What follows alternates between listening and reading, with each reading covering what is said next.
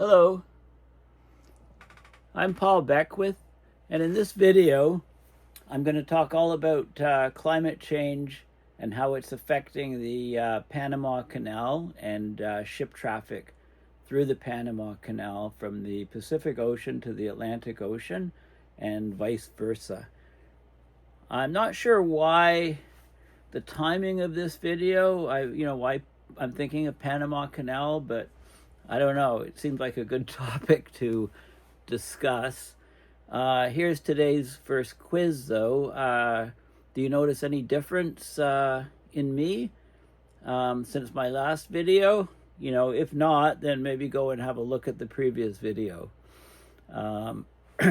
Basically, I've been reading this book, as I told you, on the history of the SAS, the Strategic Air Service. Basically, I don't know if you've seen the movie Desert Fox, about the fighting in World War II in the deserts in Libya and the Middle East, and Rommel's and Montgomery was the main British general, huge tank battles, etc. Sort of kind of a turning point for the war. But the SAS, or the Desert Fox people, were highly trained people that went out in jeeps through the desert, marauding, destroying airplanes, supply lines behind the German lines. So I've been reading that, and everybody had a beard, and everybody looked kind of scraggly and stuff. They wore their caps tilted. It was a very strange unit that sort of violated everything you might think or know about the military.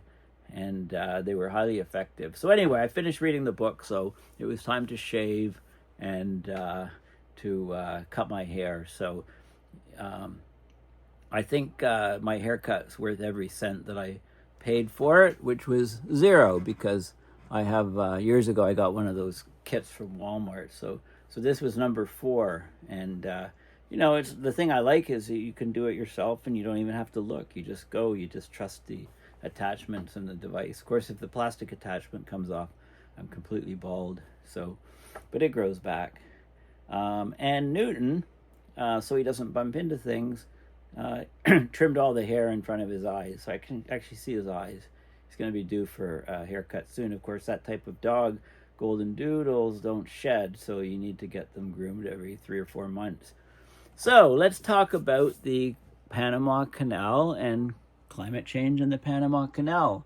I must say I've thoroughly enjoyed researching this video, and I think I'm going to thoroughly enjoy talking about it, how climate change is affecting it, and why it's in the news right now. So this is an article in Washington Post, beginning of this year, January 25th, 2024. A dry Panama Canal shows how climate change will scramble globalization. So that's what I'm going to talk about. Of course, this is the reason, Trump's been threatening Canada. He's been threatening taking over Canada, making it a state. One state is ridiculous. Maybe we could add 10 states if it was part of the U.S., but I prefer adding the U.S. as a province of Canada personally, or just maybe leaving things the same. And then after Canada, he's been threatening Denmark, who basically has Greenland, right? Again, talking about taking over Greenland, and then but I call him Toddler Trump for a reason. There's a piece of shiny candy over here, and he runs over here. Another piece comes over here, he runs over here. So the latest is Panama Canal is the latest shiny little toy for Toddler Trump. So taking over Panama Canal, where has Trump lost his mind? This is his tweet, or his truth and retruth. Talk about a dystopian world. The U.S. has a vested interest in the secure, efficient, and reliable operation of the Panama Canal. Well, the whole world does. That was always understood. We would and will never let it fall into the wrong hands. So, okay, he's got China paranoia here. It was not given for the benefit of others, but merely as a token of cooperation with us in Panama. If the principles, both moral and legal, of this magnanimous gesture of giving are not followed, then we will demand that the Panama Canal be returned to us in full and without question. To the officials of Panama, please be guided accordingly. So all the veiled threats. Of course, the officials of Panama have replied and said, bugger off, basically. We're running the canal. Okay, so what's going on really with the canal and climate change? Well, first of all, let's talk a bit about the canal, why it's important, how climate change overall is generally affecting it, and then we'll come back to this article. So, first of all, there's this website called Portwatch.imf and .org. You can monitor trade disruptions from space in shipping traffic. So you can search for ports, you can look at choke points, look at the shipping lanes, you can put any port in here. It's sort of like Flight Radar 24, but for shipping. And the trade disruptions in the Red Sea, connecting the Suez Canal, U.S. port strike, different numbers and statistics on maritime shipping. And if I go here and put Panama Canal, which I did, then I got some figures like this. It gives you the daily transit calls of this year. Okay, it tells you the number of cargo ships, the number of tanker ships going through, the 7-day moving average, daily traffic through the Panama Canal, etc. Okay, so the numbers are generally pretty stable. And I think I can go back, you can go back you can have a look. So what happened here? Big dip here at the beginning of January 2024, and it's somewhat recovered, but it's pretty stable. Anyway, you can get all the stats on what's on traffic through the Panama Canal. This is, of course, Flight Radar 24. So I just showed you this Portwatch, which is a similar thing for ships as opposed to aircraft. And this is really cool site. You can pick any aircraft and look at details of it, etc. Get information on it, where it's going, altitude, speed, lots of information to track any flight. And then there's marinetraffic.com, which is more similar, I guess, to the Flight Radar 24. So you can see, you can look and see. It's kind of an inverted map.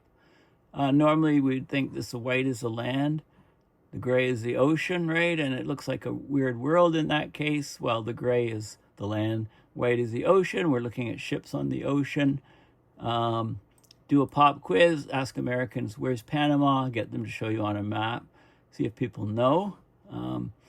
Anyway, you can zero in on, let's go down to Panama here, and this is the Panama Canal right here, and zero in. So for example, we can see, these ships going this way, everybody's coming this way now, and then I guess they reverse and have everybody come the other way. There's ships at this side, at the exit of the canal, ships at this side, and you can see, you can just click on one of these dots and see what's going on. So what's this guy doing? This is a ship. What does it look like? An oil tanker or something. It's stopped right now. You can get information on it, where it's from, where it's going, type vessel details, what it's doing. This is real-time monitoring information. Let's get something that's moving. Let's pick this guy here, right here. Let's pick this guy. Okay, so this is looks like a tugboat. Underway using engine, 12 knots, the drought, how much water it displaces. And you can see so you can get information about any of these guys. So these guys are all kind of parked here, right? They're basically half a knot, 0.3 knot. They're kind of meandering around, waiting their turn probably to go through the canal. If they had come through this way, maybe they're just sitting there and sleeping or whatever. But anyway, they're generally wanting to go through, and these guys are wanting to come back. Okay, so you can see the kind of layout here. Get all kinds of information on the shipping there. You know, we can go out and we can have a look at the other major canal on the planet, which pop quiz, or here's a hint, it's in the Middle East. And again, it's a little bit weird to see this map because where did the Middle East go? Something like over here. Okay, Gulf of Aden. This is what pop quiz. What is this? This is something like, I think is it the Green Sea? No, is it the Blue Sea? No, it's the Red Sea. There you go. It's the Red Sea. And we've got Cairo up here. When I was at the COP in Cairo, I took a cab over to the Suez Canal because I wanted to see that ship that was stuck. And I went to a park and took pictures of ships and stuff and almost got arrested. Had to remove everything from my film because it's illegal to film the Panama Canal. You can't really get that close to it. So you can see ships that are transiting it. And again, there's a bunch of ships here waiting, and there's a bunch of ships over on this side waiting, all lining up to take their turn to go through the Suez Canal. Anyway, it's a really interesting site. So Google Earth, okay, this is for Americans, Mexico, US up here, this is Florida. And if you go right down past Mexico, Guatemala, Nicaragua, Costa Rica, you come to Panama, and in the middle of the Isthmus of Panama, you have the Panama Canal. There you go. Okay?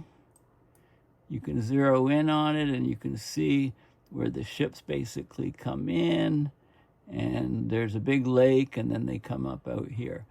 Okay, so let's have a look at my favorite Wikipedia on the Panama Canal. It's an artificial 82-kilometer, 51-mile waterway in Panama. It connects the Atlantic Ocean and the Pacific Ocean, cuts across the Isthmus of Panama. It's a conduit for maritime trade. It's got lots of locks at each end. They lift the ship up. So there's locks at each end, and there's a lake, Gaten Lake here, which is 26 meters above sea level. Okay, so now, so the water's here from precipitation and rainfall. To run the canal, you open these locks and you let the water drain down this side and fill up the locks, and drain down this side and fill up the lock, so that the ships can progress higher and higher onto the lake and then transit the canal. Okay, so locks lift at each end, lift ships up to Gaten Lake. It's an artificial freshwater lake, 26 meters or 85 feet above sea level. It's created by damming up the Chagres River and another lake to reduce the amount of excavation work required for the canal. The locks then lower the ships at the other end. For one ship to transit through, it uses about 200 million liters of water, or that's 52 million US gallons of fresh water, right? It's fresh water. It runs through the system into the ocean on both sides, so the water can't be reused as fresh water. The canal is threatened by low water levels during droughts. When there's droughts, the lake levels drop. You don't have much water. It's harder. You also have to do a lot of dredging to make it deeper, to make channels deep enough for the ships to pass. So it's expensive, right? The upkeep is expensive. It contrasts the Suez Canal, which is basically the oceans at sea level all through its entire route. No locks on the Suez Canal, but lots of locks on the Panama Canal. So let's have a look at the map. And then we'll come, so let's large screen the map. Okay, so you got a ship here coming in, the Atlantic entrance. And then it goes through these series of locks down at the bottom. Okay, you can see the locks at the cross sections at the bottom. You can see the locks, and then it goes into Gaten Lake, goes through the lake a good distance. This is 26 meters or 85 feet above sea level. And then there's a cut right up through here from 9, 10, 11, 12, 13, 14. As you can see down below in the cross section, it goes through the gate and cut. That's 95 meters high. So that was excavated and cut out. That was the big work to get the Panama Canal running and open. And then you have these other series of locks to bring you back down to sea level. And then you can reverse the other way. This is where Panama City is. This is the Pacific Ocean. Okay, so that's the sort of layout of the that's the layout of the system. Something called the banana cut here. Scour through an island or go between an island. You know, it's nice to have ships coming this way, not hitting ships coming the other way. Okay, so you have to be, you know, careful with the timing, etc., etc. Okay, so that's the situation. The Panama Canal greatly reduces the time for ships to travel between the Atlantic and Pacific, enabling them to avoid the lengthy, hazardous route around the southernmost tip of South America via the Drake Passage, the Strait of Magellan, or the Beagle Channel. It's one of the largest and most difficult engineering projects ever undertaken. So if we go back to Google Earth, if we can't go through the Panama Canal and you want to go from this side to this side, where do you go? Well, let's see. You have to zip around here and zip around here and zip right up here, and in really rough water and cold, and then come back up here. Okay, so that's pretty long and pretty expensive. So this is a very vital route, both for oil tankers, cargo ships, and also military ships. Okay, so keep that in mind. Okay, so we'll go back to here. So Colombia, France, and later the United States controlled the territory surrounding the canal during construction. France actually started working on the canal in 1881. So this thing, you know, France should send the army over and try to regain the Panama Canal before the U.S. does, right? Because they started working on it first. They stopped in 1889 because of a lack of investors' confidence due to engineering problems, and you know, the workers kept dying, so slight problems. U.S. took over the project in 1904. The canal opened in 1914. The U.S. continued to control the canal and surrounding Panama Canal Zone until these treaties, the Torrijos-Carter treaties, provided for a handover in 1977 to Panama.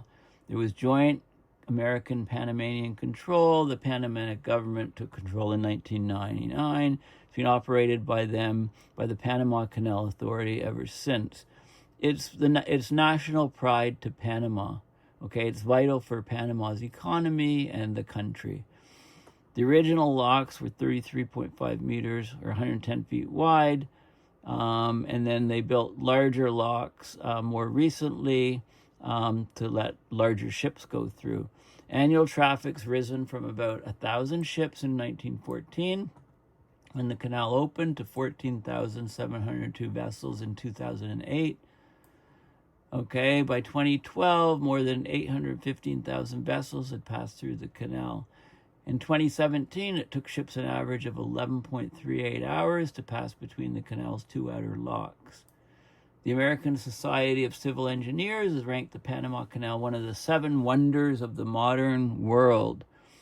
Okay, so it's a very shiny object, and toddler Trump sees it and, ooh, let's get the Panama Canal, let's get the Panama Canal. Okay, hands off, toddler Trump. The early proposals in Panama was the earliest record regarding a canal across the Isthmus of Panama was in 1534. You know, if you look at the map, it's like, oh, there's just a little narrow part there. Let's just put a canal there, right? It's pretty obvious. So the idea of putting it there has been there a long time. Other people have talked about it through the years. You know, they started building, like the Erie Canal through New York was in the 1820s. Right there, Great Britain tried to develop a canal in 1843, and that collapsed, and so on. There's been lots of history. I'll let you can go through it. It's actually fascinating history. I read a book about working on building it years ago. Don't remember what the book's called. The U.S. acquisition of it and how it, they basically did a lot of the construction and built it, and how it was important for military and so on. And they show images, old pictures of it being cut, the Culebra cut. This is probably the most difficult part. Okay, so 1904 to 1914, U.S. construction of the Panama Canal. They took over from the French, right? There's Roosevelt sitting on a steam shovel in 1906, and construction work, right? It's a huge deal. Construction of the locks, right? So there's a lot of really cool, neat stuff to do with the construction. Okay, so this is detailed information on distances from the Atlantic Ocean, the height of the locks, so 3 chambers, 3 water-saving basins, okay, until you get to the Pacific. So the key thing is the water flow direction. It goes from the lake. You can see the water flow direction. So this is the lake in the center. Water flows out to the Pacific. Water flows out to the Atlantic. You bring in water here and you get rainwater. If you don't have water there, then the canal can't operate. Okay, so that's the key point. Now, I asked Perplexity.AI what climate and weather factors are impacting the Panama Canal. The Panama Canal is, okay, so El Nino. When El Nino occurs, you get drought conditions, lower rainfall across Panama. So the current El Nino, or the most recent El Nino, began in spring 2023, continued until April 2024, or a bit later. During El Nino years, Panama has a 5% chance of experiencing rainfall levels as low as those seen in 2023. So you get reduced rainfall. Well, climate change is altering weather patterns around the Panama Canal. So Central America, including Panama, has seen a decrease in average rainfall due to climate change. 2023 was Panama's 3rd driest year on record. So water levels in the Gaetan Lake dropped to record lows. I think they dropped about 6 or 8 feet below their normal. The Pacific coast of Panama receives 50 to 70 inches of rain annually. That's Panama City. While the Caribbean coast at the Atlantic side gets about 130 inches. Rising temperatures mean, between 1971 and 2020, Panama's mean temperature increased by 0.23 Celsius per decade. Of course, toddler Trump doesn't see this. He thinks climate change is a Chinese hoax. April is the hottest month in the Panama Canal area with an average temperature of 29 Celsius. Each day in early 2024 has recorded the highest temperature on record for that calendar date. So rising sea levels are eroding the banks of the Panama Canal on both sides. Wonder why sea levels rising. It's a Chinese hoax, right? More extreme weather events are causing flooding and landslides. Evapotranspiration is mainly driven by wind speed, humidity, and cloud cover rather than temperature. So the stresses and the disruptions of low water it causes huge disruptions in canal operations, reduced ship transits, increased waiting time. These challenges highlight the vulnerability of this crucial maritime trade route to climate change, emphasizes the need for adaptive strategies to ensure its continued operation. So what are they doing to mitigate the impact of drought? Well, they're trying to cross-spill, and get short chamber lockages. So use a minimum amount of water to keep the canals running, get water from other areas, other lakes in the region, maybe build other reservoirs in the region to collect water, right? Figure out everything you can do to save water. Maybe cover the surface with some sort of thin oil to try to reduce evaporation of water. Minimize direction changes between northbound and southbound transit. Maximize tandem lockages. Get as many ships in the locks as possible. So timing, scheduling. Don't do hydropower generation in the locks. Just use them for ship transit. Regular dredging to make adequate water depths in the canal. Expand the reservoir capacity, the water that feeds into the canal. Build levees and flood control to manage water flow. Design and retrofit canal infrastructure to withstand climate change impacts, severe weather, etc. Long-term projects have a new raw water intake and an abduction line, so linking other sources of water to the main lake. On the center of the Panama Canal, multi-purpose reservoir, develop an additional reservoir, right? Reduce cargo levels of the ships, so lower the drafts, how deep underneath the water the bottom of the ship goes. Use water-saving tech on vessels, and, all of these different things. Monitor and planning. Okay, what are the economic impacts of the Panama Canal disruptions? Well, if you have to reroute vessels around Africa's Cape of Good Hope, there's additional costs of up to $400,000 for large container ships because they use more fuel. They have to pay the crew for longer, be at sea longer. Insurance is much higher because the seas can get very, very rough around the Cape of Good Hope or around the tip of South America. The Panama Canal drought has affected 10% to 25% of total marine trade flows for ports in Panama, Nicaragua, Ecuador, Peru, El Salvador, and Jamaica. Okay, so the drought is a huge problem. The drought is straining global supply chains, hampering some supply chains, trade volume of traffic, transit trade volume through the Panama Canal fell by almost 32% compared to the previous year. The delays contributed to a 1.3% decline in world trade in December 2024, reflecting goods stuck on ships rather than being offloaded in ports. Also, it's very humid down there, so if you've got cargo ships carrying big containers, then moisture within the containers is a problem. I'll talk about that more in a little bit. You can get mold and fungus and stuff inside the containers, wrecking your products. The Panama Canal disruption has resulted in generalized price increases for agricultural commodities and food industry produced in Europe. Higher transportation costs are putting upward pressure on goods inflation globally. There you go. Inflation is rising around the globe because of climate change impacting the Panama Canal. Small island states and least developed countries are bearing the brunt. If the current freight rate increases continue through the end of 2025, global consumer prices could rise by 0.6%, with small island developing states facing a 0.9% increase. They should start charging more for U.S. ships until the U.S. cuts their carbon emissions, right? U.S. is the primary cause of the climate change, and they should pay more to have their ships go through this if climate change is reducing shipping traffic through the canal. That's just my point. Some shipping companies have started redirecting shipments from Asia away from Panama and through the Suez Canal. Okay, well, I'll talk about the Suez in a bit. Although ongoing conflicts in the Red Sea region complicate this choice, the disruptions are reshaping global trade patterns, potentially leading to long-term changes in shipping routes and trade relationships. Okay, so a lot of good information there on the Panama Canal.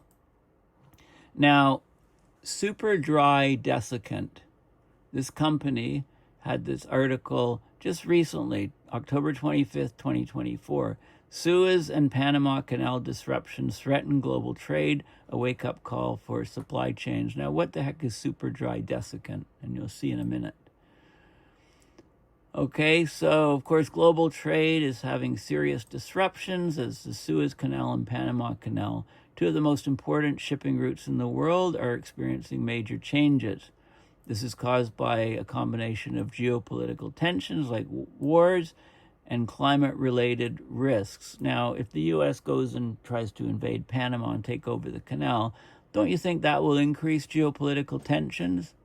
That will worry the heck out of many other places like Mexico and Canada and any place else in the world. What's this about? I thought the U.S. was turning inward, and going to just look at their own stuff and put up walls with the world. Well, doesn't seem, with all these threats against other nations, maybe that's not going to happen. So there was a recent report by the United Nations Conference on Trade and Development. You can just Google that report and have a look if you want more details. So the challenges are wide-ranging, impacting global supply chains, increasing costs, and altering trade patterns. Right? The disruptions in the Suez and Panama Canals are having a ripple effect on global trade. The number of ships passing through the Suez has dropped dramatically. By mid-October 2024, traffic was down 57% in the Suez compared to its previous peak. This is unrest in the Middle East. This has strained the movement of goods, forcing companies to find alternate routes. In comparison, the Panama Canal is showing signs of recovery compared to the Suez. Traffic levels are still 30% lower than the canal's peak, but have improved by 40% since early 2024. Still, rerouting vessel traffic around Africa's Cape of Good Hope has increased by 89%, which has led to longer delivery times and higher costs for business. Just to be clear, if I can find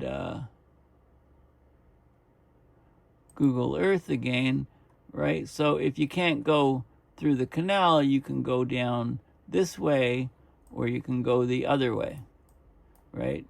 And come up here. Okay, depends on where you're going, but you've got those options depending on where you're going. So,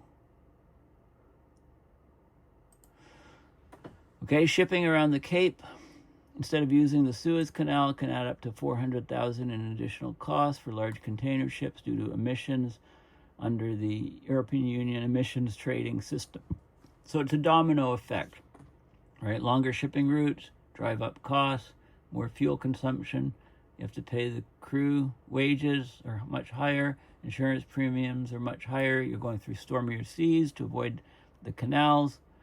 Rerouting vessels leads to more congestion in key port hubs like Singapore and major Mediterranean ports, causing further delays. It's not just, there's another big factor. Longer shipping routes aren't just increasing costs in fuel consumption, crew wages, and insurance premiums. They're also putting the integrity of goods at greater risk, particularly when it comes to moisture damage. Rerouted vessels spend more time at sea, which exposes shipments to fluctuating temperatures and humidity levels, especially as they cross different climate zones. So the extended transit times can increase the likelihood of condensation buildup inside the shipping containers, leading to mold, corrosion, and overall product degradation. Okay, the disruptions in the Suez and Panama Canals are having the most severe impact. Okay, so what do they do? Well, they talk about some different ideas. Over 80% of global trade is carried by sea, so we have to safeguard the routes. So here they say, while global shipping faces increasing challenges, businesses can still protect their goods from one of the most common risks, moisture damage. Longer shipping routes and delays increase the likelihood of moisture exposure, which can lead to damaged goods and costly losses. This is where super dry desiccant solution comes into play. Okay, so that's a little plug at the end for super dry desiccants. Desiccants are like materials that you could put inside the shipping containers and they absorb moisture. So if you buy a camera lens, if you buy some high-tech equipment, then often you'll find a little bag of desiccant which tries to remove all the moisture that might leak into the package. Also, if you do shrink wrapping around the whole package, then you can stop moisture getting in. Okay, but that's the article, an excellent article from Super Dry Desiccants. Just to show you, the Suez Canal is over here. As I pointed out, the Suez Canal is all at sea level. It doesn't have any locks, right? It has no locks. It's a key trade route. It's an artificial sea level waterway. So it basically, the ocean goes in both sides, depends on the tide levels, etc. But there's no locks. Seawater flows freely through it. The water in the canal north of the Bitter Lakes flows north in winter, south in summer. South of the lakes, current changes with the tide at Suez. Okay, so you're not going to run out of water in the Suez Canal unless the oceans dry up. So I doubt that will happen. Sea level rise means that there's going to be even more water available, so the Suez isn't going to be shut down by drought or anything else. And they talk about the history of the canals in the Middle East and stuff. Very interesting stuff on the Suez and so on. Construction, another very fascinating and interesting thing, article, and then the effects on world trade. Of course, the biggest change in technology for shipping on world trade was the invention of the shipping container. It revolutionized the industry. Okay, so let's go back to the Washington Post article from the beginning of the year. A dry Panama Canal shows how climate change will scramble globalization. Okay, so there's some really neat stuff in here. These are all the ships waiting outside. This is near Panama City on the Pacific side, August 22nd, I guess, of 2023, showing the ships just sort of waiting there, queuing up to go through the Panama Canal. Okay, of course, global shipping companies are getting excited about potential new routes that climate change and melting ice are opening up around the North Pole, but they've been walloped by unexpected bad news. They didn't expect this. The Panama Canal might be on its way out as one of the most critical routes of global trade, impaired by, yes, climate change.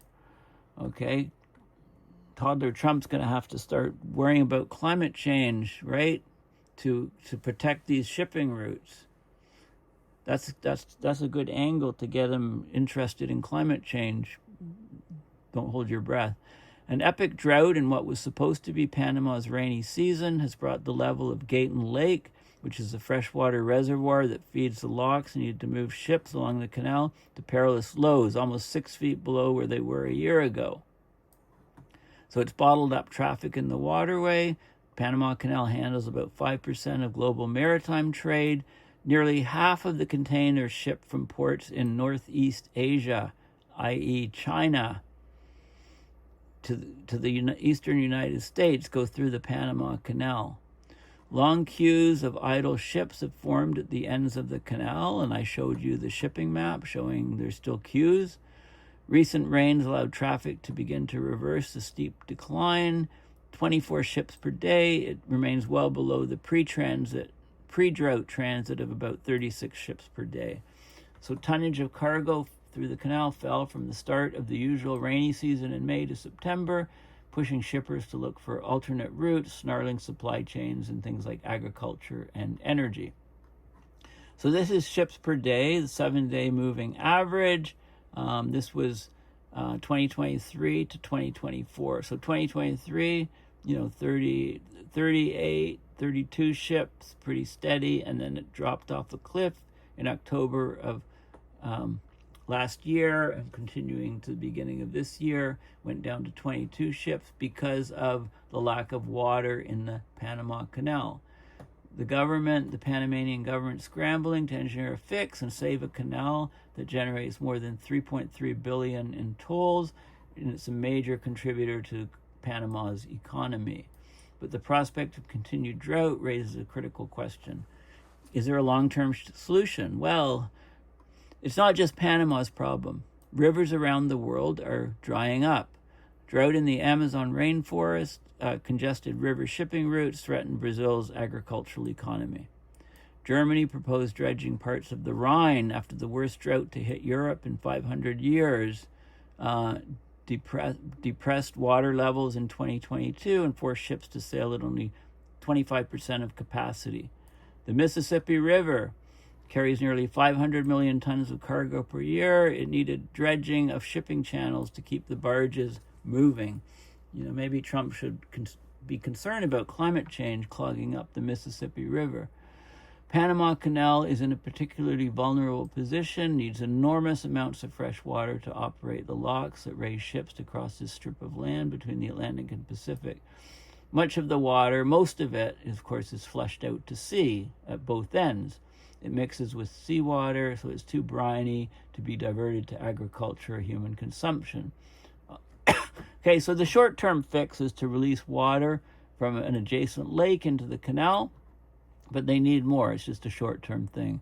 Government's thinking of extreme measures like a multi-billion-dollar plan to dam the Indio River, create a reservoir, and then pump fresh water through a mountain into the lake, or to seed the clouds to bring the rains back. Hey, why not? Canal's customers are getting antsy. Maybe Panamanians can engineer a fix that buys some time. Well, I think the canal's customers and the Panamanians are even more antsy now, just in the last couple of days after Trump sends out some of his thoughts in the middle of the night. But it's not certain that Panama can come up with a definitive answer. Coming on top of other challenges, including the United States' new protectionism and its rising tensions with China, as well as the attacks that were occurring through the Suez at the beginning of the year, Panama drought adds a rising uncertainty over the future of globalization. Talk about lucrative shipping routes opening in the Arctic, the Northwest Passage. Of course, it might seem callous to worry about the impact of climate change on global trade. Droughts causing no end of human suffering. Just in the Horn of Africa, 23 million people were severely food insecure at the end of 2022 because of drought. Drought, storms, and floods forced nearly 33 million people to migrate that year. How about dealing with some of those issues, Yet it would be foolhardy to ignore the impact of a changing climate on the driving forces of globalization. Re-engineering the environment is unlikely to offer a full solution. Maybe seeding clouds could help. Ultimately, prevention by arresting the emission of planet-warming greenhouse gases is the only way to stop the list of looming climate-related threats to the global economy. The problem is, and I'll tell you again, climate change is driving inflation. Climate change, by driving inflation, is driving populism, and populism is driving extreme right governments and autocratic governments getting in. And since these governments deny climate change is causing anything or even exists, the problem is just going to spiral out of control as we head forward. There you go. That's the future that we're looking at. So is there another reason why Trump's interested in Panama? Well, let's have a look. I did a quick look and I came across this tweet. Trump companies accused of tax evasion in Panama. And here's a guy with a crowbar prying the letter T off the Trump Ocean Club International Hotel and Tower. So he turns the Trump Tower into the Rump Tower. I wonder if they left the rest of the sign up or if he took the whole thing down. This was a little while ago, so let's have a look. I clicked on this link. Lo and behold, Trump companies accused of tax evasion in Panama. This is from a few years ago, June 3rd, 2019. So he doesn't like Panama. Okay, private equity fund that bought what used to be called the Trump Ocean Club claims that Trump entities pocketed money that should have gone to the Panamanian government. I think it's a tax thing. 70-story Panama City hotel tower managed by Trump's companies, and there were lawsuits. They failed to pay Panamanian taxes equal to 12.5% of the management fees they drew from the hotel. Well, what a surprise. The Trump companies didn't pay taxes in Panama. They're supposed to pay taxes, and then what they did is they tried to get the government to step in for them. Trump's company tried unsuccessfully to convince Panamanian President Juan Carlos Varela to intervene on his behalf, but they didn't do that. Okay, Trump employees had shredded hospital documents. You can read this. Trump's name was scraped from a stone wall in front of the tower, which is now the JW Marriott Panama. It's one of several properties that have removed Trump's name in recent years. So there you go. Okay, well, there's a history between Trump and his companies and Panama. Now, I mentioned in the article that rivers are drying up around the world. So this just came out a week or so ago. Scientists mapped the world rivers over 35 years. They found shocking changes, shocking drying out of rivers. There's many large rivers that have experienced a significant decline in water flow over the past 35 years. Nearly 3 million rivers weave across the world. Many of them are experiencing rapid and surprising changes with potentially drastic implications for everything from drinking water supplies to flood risks. Scientists map the flow of water through every single river on the planet every day over the past 35 years using satellite data and computer model. Nearly half of the world's largest downstream rivers, 44%, saw a drop in the amount of water flowing through them each year, according to new research just published. Rivers like the Congo, the Plata in South America saw significant declines. The reason didn't delve into the reasons, but it's human activity, climate crisis, it's shifting rainfall patterns, and accelerating snowmelt. Holy cow. The rivers of the world are a lot different than we thought. Some are changing by 5 to 10% a year. That's rapid change. In fact, it's abrupt change. Rivers are like the blood vessels of the earth. Right?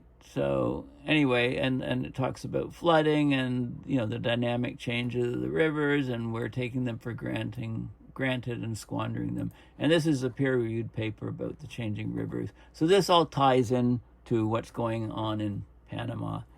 Anyway, thanks for listening. I've immensely enjoyed doing my research on Panama, and please consider donating to PayPal to support my research and videos. This video was a lot of fun to film. Thanks again, and bye for now.